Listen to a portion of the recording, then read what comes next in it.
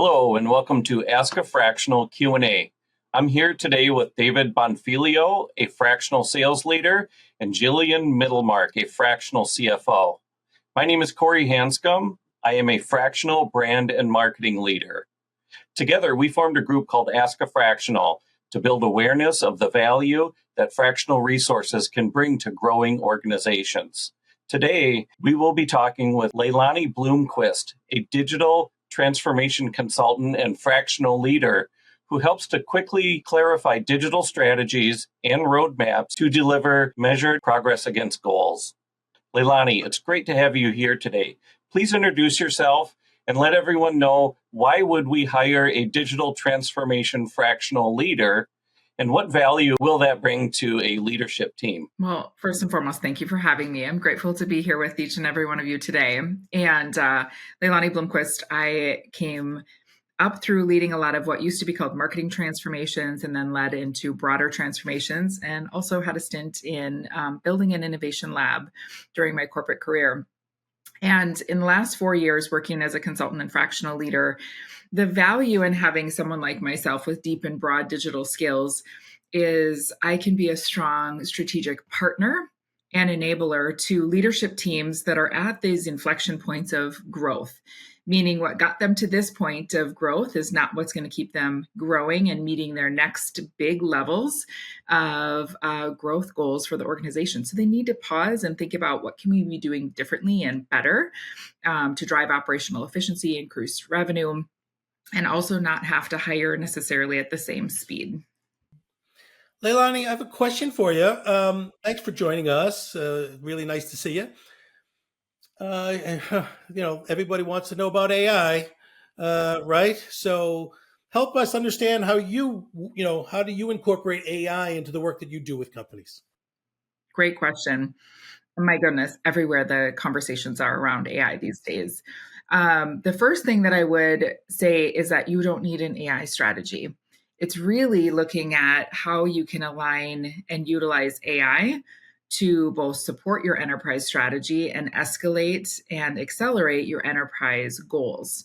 And so there's processes to go through and different types of working sessions that I facilitate and lead with leaders to help them understand how to draw and pull out ideas and opportunities to then help define a roadmap for ways to start to pilot AI within organizations. And for many organizations and teams, it's easiest to actually start looking at internal processes to drive the operational efficiencies, take manual processes, digitize them. And of course, not everything is about Gen AI, even though that's getting the most press and likely, is most present in conversations these days. Sometimes machine learning and some of the other processes that are still in the AI realm are actually the best solutions. And so there are a lot of conversations around what's my AI strategy. And my first recommendation would be you don't need a separate strategy. You just need to look at how you can align your AI roadmap. So I'm curious, your website talks about human-centered digital transformation. Can you just explain a little bit more about what that actually means and maybe give us a few examples? Yeah, happy to. Oftentimes when it comes to business strategies and transformation, it's really looked at from a technology perspective. But at the end of the day, transformation is going to be most effective when you actually look at the people and the culture within your organization, because the technology is just an enabler for the work that we do and how to accelerate and support our overall business operations and processes and how we engage with our customers. So human-centered leadership and human-centered design starts with those that we serve and keeping them at the heart of everything we do. And so those customers are both internal and external.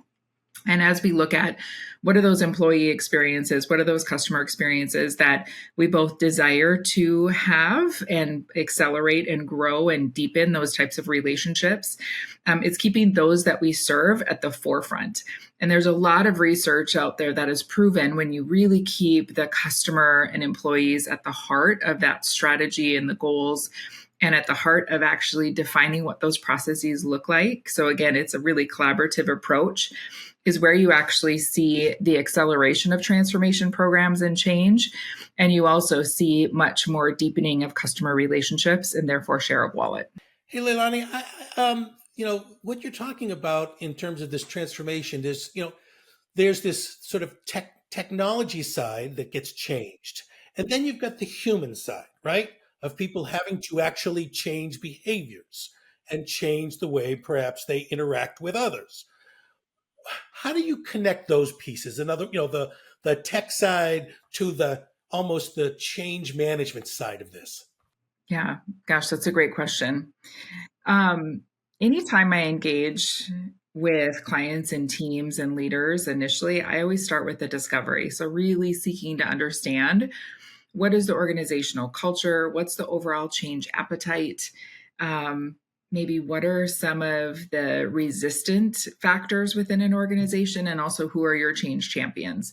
At the end of the day, as humans, right, we are very much like water. We oftentimes take the path of least resistance, and that's just human nature. That's not a positive or a negative. It just kind of is the way we are, right? And so there's also different personas within your organization and your leadership team, those that are invigorated by change and those that actually get stalled out and almost kind of lean into like a flight or fight type of response to change because it's really upsetting, right? It is.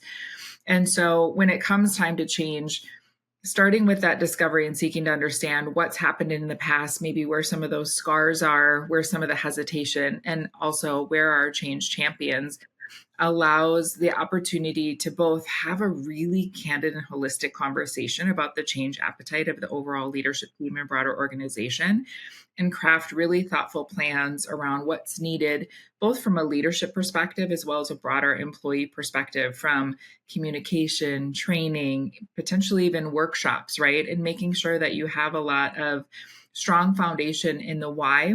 Why is it important to change? Why is it important to change now? And I always say that it's really important for that C-suite, from the CEO on down, to be able to speak to that why, like why it's important, and be that champion for change throughout, because it is difficult for some and exciting for others. And that's just a natural part of driving change within any organization. And I would say change is only coming faster and faster. So it's really about creating a culture of change agility versus necessarily just one and done type of approach. Leilani, I'd like to ask you a question that every fractional gets, and the answer might vary a little bit based on the function that each fractional practices. But if a leader is fractional, does that mean that companies only get a fraction of your talent? I love that question.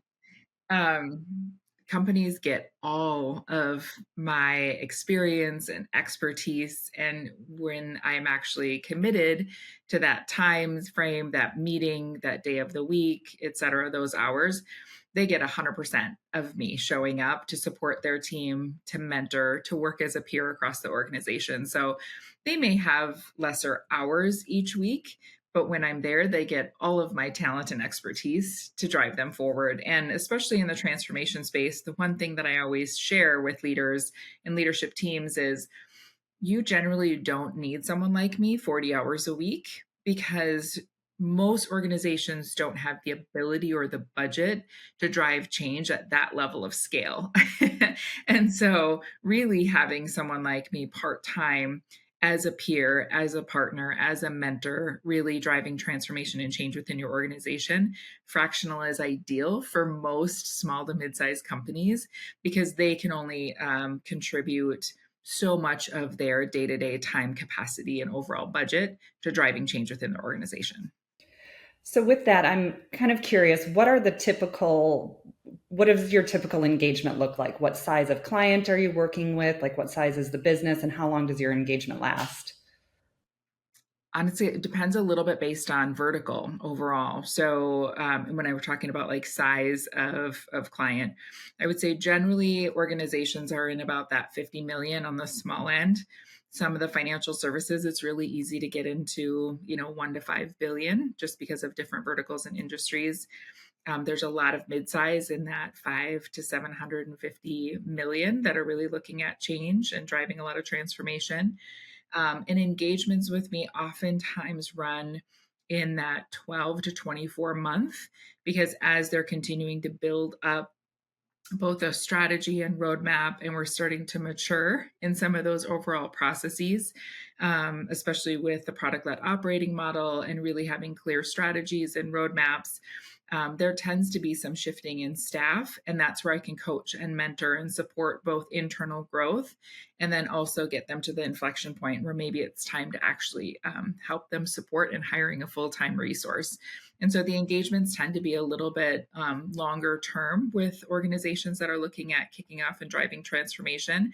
And it allows me to be a really thoughtful strategic partner, get to know them and their culture really closely and well, and support them in that growth mode. Hey, Leilani, where does, in terms of the different areas of business, marketing, technology, IT, HR, where do most of your engagements start with, in terms of the place in the business? Great question. And I would say that depends on the organizational maturity overall. So, as a transformation leader, I generally sit at the intersection between sales and marketing and data and HR and technology and security, right? And often serve as a translator between all of the different teams. And I've worked with organizations that are really highly mature in the technology and data space, but really immature in the marketing space.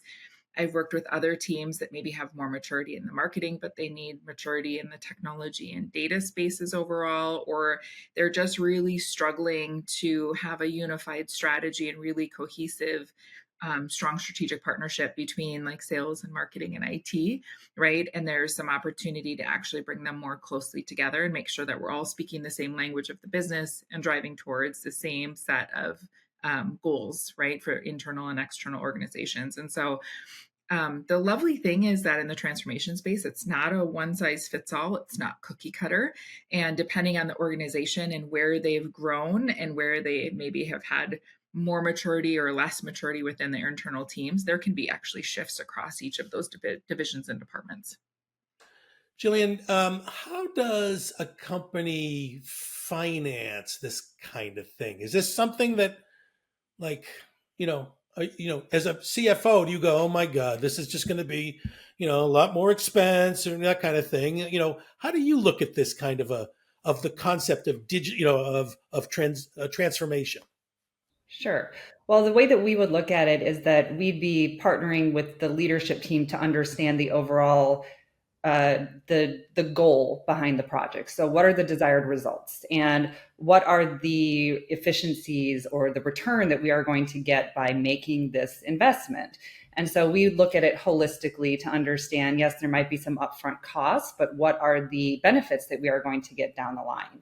And if we can justify the overall benefit from a long-term perspective, that's a very serious conversation to have with the leadership team on whether or not that investment makes sense. And generally, when it's situations like this where there's this